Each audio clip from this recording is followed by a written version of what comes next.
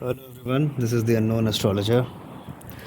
So, welcome to another episode. This time I will be discussing how to judge Vimshotri Dashas, and I will also take up a very important question which is on adverse houses, namely houses 2, 6, 7, 8, and 12, and how to judge what are the basic rules of these adverse houses. Also, I would like to say thank you to all of you for listening to my videos and audios and sharing them and giving me the kind of response you guys have given over the years and more so over the last 6 months.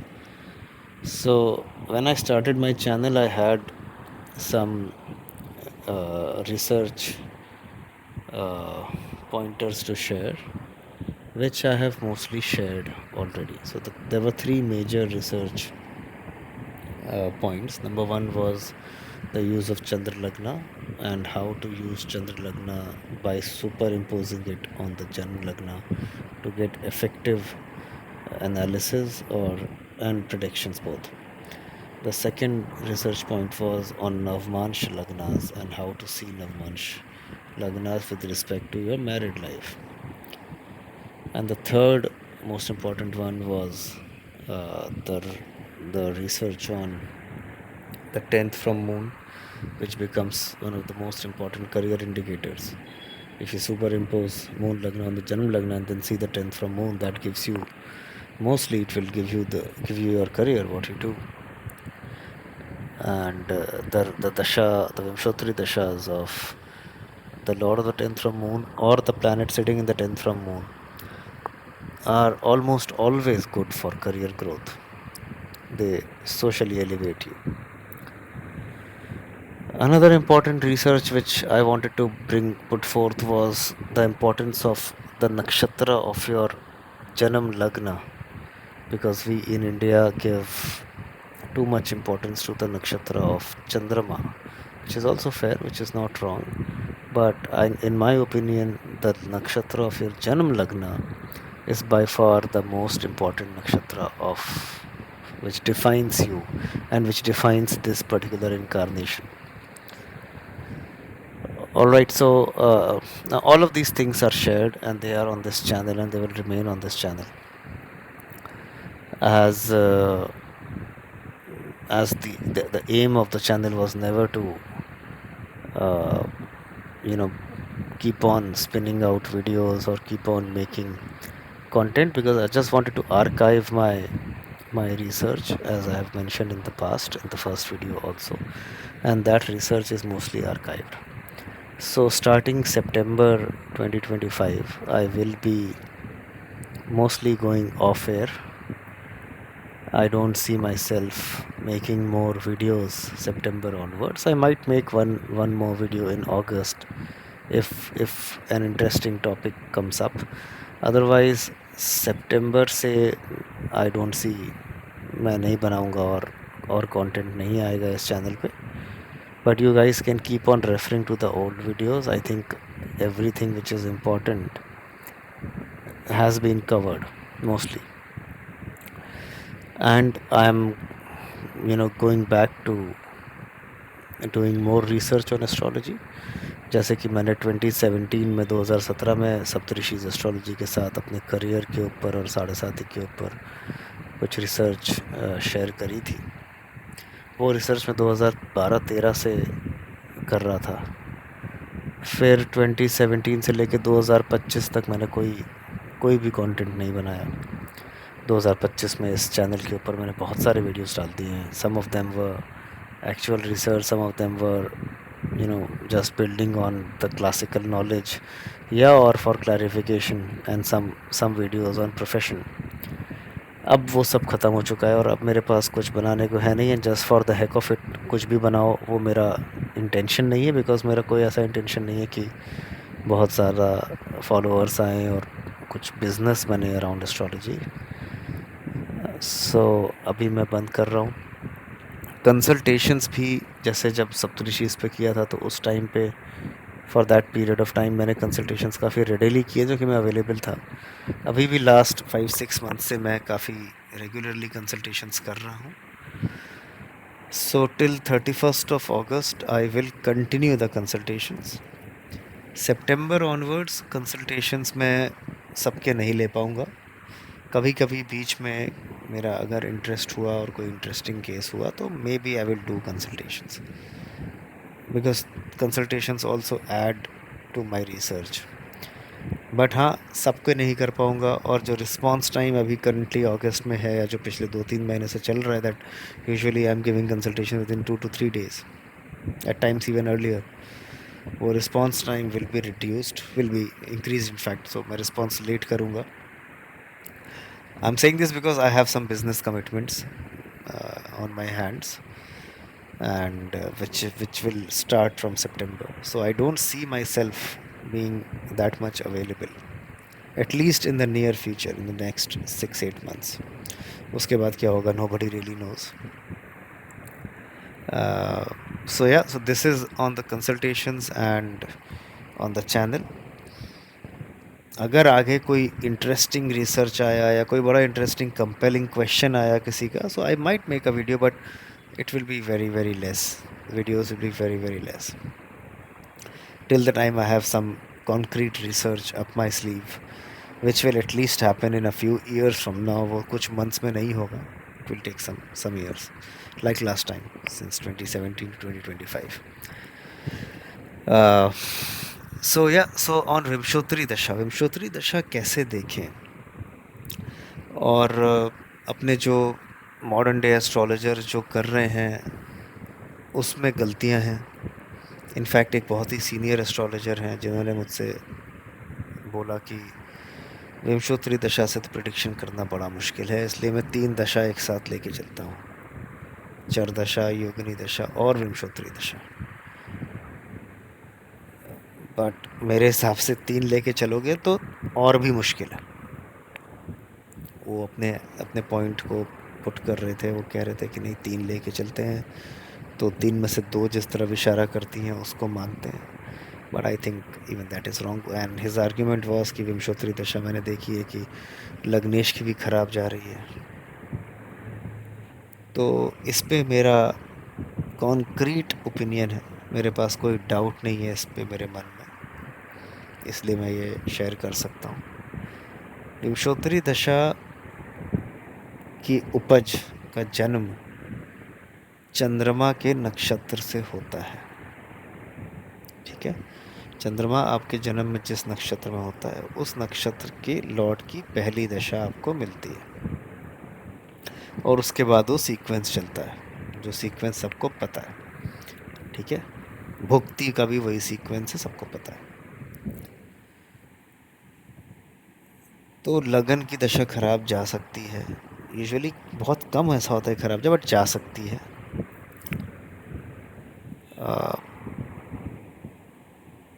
लेकिन क्योंकि ये दशा चंद्रमा से निकल रही है तो चंद्र लगन बहुत इम्पोर्टेंट होता है. तो चंद्रमा से जो ट्राइन की रूलरशिप है जिस प्लैनेट की 1-5-9, वो दशा 99.99% हमेशा शुभ जाती है. ठीक है, वैसे मैंने पहले भी बोला इस चैनल पे, अभी भी बोल रहा हूँ कि विंशोत्तरी दशा के लिए इक्वल इम्पोर्टेंस दो टू जन्म लगन एंड चंद्र लगन. जो प्लैनेट दोनों से अच्छा है वो दशा तो बहुत अच्छी है, लेकिन जो प्लैनेट एक से अच्छा है, एक से कम अच्छा है, या बहुत बुरा है, एक से बहुत अच्छा है, एक से बहुत बुरा है, मान लो एकदम उल्टा है, तो एवरेज दशा है. अदरवाइज़ आप उसको इसी रेशियो में, एक से बहुत अच्छा है, एक से थोड़ा कम अच्छा है, आप कर सकते हो. प्लेसमेंट सिर्फ जन्म लगन से देखना है, प्लेसमेंट चंद्र लगन से नहीं देखना है. ठीक है, जो कि चंद्र लगन को हम सुपर इम्पोज कर रहे हैं ऑन जन्म लगन. फॉर एग्जाम्पल, अगर आपका मकर लगन है और धनु राशि है, if you are Capricorn ascendant and moon sign is Sagittarius, that means moon is in the 12th house. Okay, now if you get the dasha of Jupiter, तो वो दशा चंद्र लग्नेश की है, बट वो 12th लॉर्ड ही है. और अगर मान लो वो ट्वेल्थ में ही बैठा है मान लो, तो उसका प्लेसमेंट भी ट्वेल्थ में ही है। अब क्योंकि वो चंद्र लगन से ट्राइन का लॉर्ड है, इसलिए वो शुभ ग्रह है आपके लिए, अशुभ ग्रह नहीं है। अब बोलोगे कि मकर राशि लगन में तो जुपिटर बड़ा अशुभ है, ट्वेल्थ और थर्ड ओन करता है, बट ऐसा नहीं है। विंशोत्तरी दशा में रिजल्ट अच्छा जाएगा क्योंकि वो चंद्रमा से ट्राइन रूल कर रहा है। बट वो अच्छे फल कहाँ के देगा? 12वें के देगा, क्योंकि 12वें का लॉर्ड है, 12वें ही बैठा है। इसका मतलब जो भी 12th हाउस के शुभ फल हैं वो आपको मिलेंगे। बहुत सिंपल है। 12th हाउस के अशुभ फल हैं हॉस्पिटलाइज होना, शुभ फल है विदेश जाना, आश्रम खोलना, एट्सेट्रा एट्सेट्रा। और जो जुपिटर के नैसर्गिक शुभ फल हैं, नॉलेज आना, गेन ऑफ नॉलेज, वो सब भी देगा। तो वो जुपिटर की दशा इस मकर लगन और धनु राशि कॉम्बिनेशन के लिए 12th हाउस का लॉर्ड है, 12th में बैठा है, 12th के ही शुभ फल देगा, 12th के अशुभ फल नहीं मिलेंगे, जेल नहीं होगी इस कॉम्बिनेशन में। ठीक है, इस तरह से अगर ये मान लो जुपिटर आपका सेकंड में बैठा होता तो वो चंद्रमा से ट्राइन है, ये हमें पहले देखना है, तो वो शुभ है। बैठा 12th सेकंड में है, लॉर्ड थर्ड और 12th का है, तो थर्ड और 12th के शुभ फल और सेकंड के शुभ फल आपको देगा। इन्वेस्टमेंट से रिटर्न देगा, छोटे भाइयों का, सिबलिंग्स का, भाई बहनों का सपोर्ट मिलेगा, भाई बहन देश के बाहर जाके तरक्की कर सकते हैं या आप बाहर जा सकते हो, दोनों साथ में रह सकते हैं। Family of origin second house का सपोर्ट मिलेगा, फैमिली ऑफ ओरिजिन से वेल्थ मिलेगी। तो 12 फैमिली ऑफ ओरिजिन का पैसा आप इन्वेस्ट करके पैसा कमाओगे, जो कि 12th और सेकंड कनेक्ट हो रहा है। तो 12th सेकंड और थर्ड के अच्छे वाले रिजल्ट्स मिल रहे हैं, जो कि चंद्रमा से ट्राइन ऑन करता है। यहीं अगर ये जुपिटर, अगर ये इंसान की कुंडली मकर लगन भी है और मकर राशि भी है, मान लो दोनों ही हैं, तो अब ये प्लैनेट ना चंद्रमा से अच्छा है ना लगन से अच्छा है। तो इसमें अब ये जहाँ भी बैठेगा, जहाँ का भी लॉर्ड होगा, वहाँ के अशुभ फल देगा। ठीक है, इसमें कुछ कुछ अफवाद हैं, वो एक्सपीरियंस की बात है। एक अफवाद ये है कि कर्क राशि के लिए, चाहे कोई भी लगन हो, ज़्यादातर मैंने देखा है, मैंने तो हर कुंडली में यही देखा है, कर्क राशि के लिए शुक्र की दशा बहुत अच्छी है, भले ही लगन से शुक्र खराब हो। बट अगर कर्क राशि है आपकी तो शुक्र ओन्स 11th एंड 4th, तो 4th से ये फैमिली का सुख, घर का सुख, और 11th से प्रोफेशनल गेंस दोनों देता है। अगर लगन से भी शुक्र अच्छा हो गया तो बहुत अच्छे गेंस हैं, बहुत अच्छा सुख है। अगर लगन से अच्छा नहीं हुआ, प्लेसमेंट अच्छा नहीं हुआ, तब भी अबव एवरेज दशा जाएगी कर्क राशि के लिए। वहीं वृश्चिक राशि के लिए शुक्र की दशा यूजुअली डिफिकल्ट जाती है, भले ही शुक्र लग्नेश क्यों ना हो, पंचमेश क्यों ना हो, डिफिकल्ट दशा है। सो सूत्र ये है कि शुभता चंद्रमा से देखो, किस भाव पे बैठा है, कहाँ, कौन से भाव का लॉर्ड है, ये सब जन्म लगन से देखो। इस तरह से सुपर इम्पोज करके देखना है। चंद्रमा से ट्राइन का लॉर्ड 99% अच्छा, चंद्रमा से 10th हाउस का Lord professional rise, social elevation. चंद्रमा से 10th में बैठा हुआ प्लैनेट भी अक्सर अक्सर नहीं, ऑलमोस्ट हमेशा प्रोफेशनल राइज देगा या नाम देगा, डी फेम भी दे सकता है, लेकिन नाम देगा।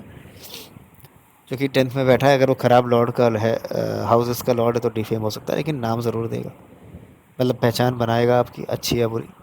चंद्रमा से 10th प्रोफेशन के लिए 99.9% अच्छा है।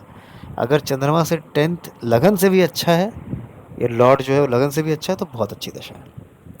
इसीलिए लक्ष्मी मित्तल की कुंडली आप देखो, सिंह लगन में शनि की दशा में पता नहीं क्या से क्या हो गया, क्योंकि टॉरस चंद्रमा है, शनि योग कारक है। लगन से तो बहुत ख़राब है, आप बोलोगे बहुत ख़राब है, कोई भी बोलेगा, वैसा रिजल्ट नहीं आता। ये इसलिए वर्क करती है, ये इसलिए ऐसी ये थ्योरी है, क्योंकि आपकी फ़िज़िकल एट्रीब्यूट्स, आप कौन हो, आप कैसे इंसान हो, वो आपका लगन डिफ़ाइन कर रहा है, लगन का नक्षत्र डिफ़ाइन कर रहा है। बट अक्सर वो वर्क एथिक नहीं दे पाएगा। मान लो वही सिंह लगन का एग्जांपल, वर्क एथिक नहीं दे पाएगा अनलेस दशा शनि की मिले। अब अगर शनि चंद्रमा से खराब है तो बहुत खराब समय है, अगर चंद्रमा से अच्छा है, प्लेसमेंट में अच्छा है, तो बहुत अच्छा समय है। इस तरह से और भी चीज़ें हैं बहुत। कई बार प्लैनेट दिग्बली हो जाते हैं, दो दो ग्रह दिग्बली हो जाते हैं। एक ग्रह लगन से दिग्बली है, एक चंद्रमा से दिग्बली है, और दोनों की दशा अंतरदशा बहुत अच्छी हो जाती है, जो कि दोनों दिग्बली है। हम लोग एक को देखते थे, देखते हैं बहुत सारे लोग, चंद्र लगन से ही दिग्बली चंद्रमा से देखते ही नहीं, लेकिन चंद्रमा से भी अगर फोर्थ में शुक्र है तो दिग्बली है, और लगन से अगर सेवेंथ में शनि है तो दिग्बली है। तो शनि में शुक्र, शुक्र में शनि इस केस में अच्छा है, स्ट्रॉन्ग रिजल्ट देगा। अब चंद्रमा से भुक्तिपति शुभ है कि अशुभ है, ये देख लो। अगर भुक्तिपति केंद्र और त्रिकोण दोनों ओन करता है, बहुत शुभ है। त्रिकोण करता है, शुभ है। केंद्र करता है, लेस शुभ है। और अगर केंद्र या त्रिकोण दोनों में से कुछ भी ओन नहीं करता है भुक्तिपति चंद्रमा से, तो दशा टफ है। भले ही जन्म लगन से अच्छी हो, बट वो इजी अच्छे एक्सपीरियंसेस नहीं देगा, आपको अच्छा नहीं फील कराएगा, क्योंकि चंद्रमा से वो अशुभ ग्रह है। आप अच्छा तभी नहीं फील करोगे जब आपके काम नहीं बनेंगे, बनेंगे तो क्यों नहीं अच्छा फील करोगे।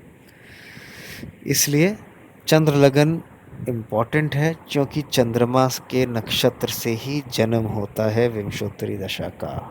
ये बॉटम लाइन है, बहुत इम्पॉर्टेंट लाइन है। चंद्रमा से जन्म हो रहा है तो चंद्रमा से ना देखना एक तरह से क्रॉस एरर है, ब्लंडर है। ओके, बट सुपर इम्पोज करना है तो प्लेसमेंट और ओनरशिप, भाव ओनरशिप जन्म लगन से ही है। ठीक है।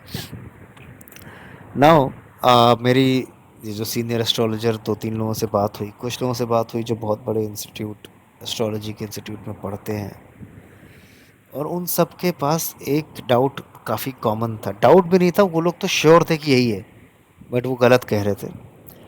वो बात ये है कि अपनी कुंडली में इल हेल्थ, हेल्थ खराब करने वाले लोगों को लगता है कि चार प्लैनेट्स हैं, second Lord, sixth Lord, seventh Lord और एट्थ लॉर्ड। ये आपकी हेल्थ के लिए, फिजिकल बॉडी या मेंटल वेलनेस के लिए अगेंस्ट है। ठीक है। तो वो लोग क्या कहते हैं, सेकंड लॉर्ड है, बीमार हो गया, मार्केश है, बीमारी दे दी। सिक्स्थ लॉर्ड है, एक्सीडेंट दे दिया। एट्थ लॉर्ड है, बीमारी दे दी। ऐसा नहीं होता है, ये गलत है।